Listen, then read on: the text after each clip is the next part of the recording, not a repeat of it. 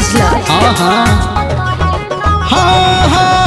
मुड़िया पे पड़ल बाटे खेतवा के काम हो, मछली बनावे में तू को दे बुसाम हो। होत सच घूमे कहाँ जाला रजऊ, खेत में जाइया होत सच घूमे कहाँ जाला रजऊ। आवा मछली बनावा तने खाला रजऊ। अच्छा। आवा मछली बनावा तने खाला रजऊ। आवा मछली बनावा तने खाला रजऊ।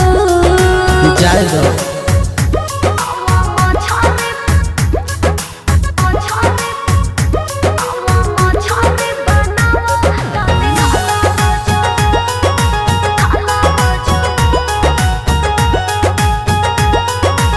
माँ गायत्री रिकॉर्डिंग स्टूडियो।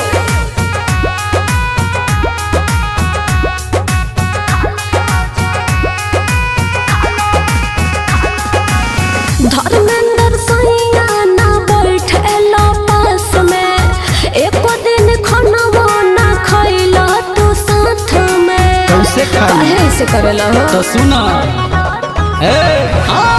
रोजे रोजे के बाधनी तोहर ई खेला, हम रही भूखल तू करेलू झमेला। काहे राज बिहारी से लजला रजऊ। काहे राज बिहारी से लजला रजऊ। हम कहे रजऊ। आवा मछली बनावा तने खाला रजऊ। खिला दो। आवा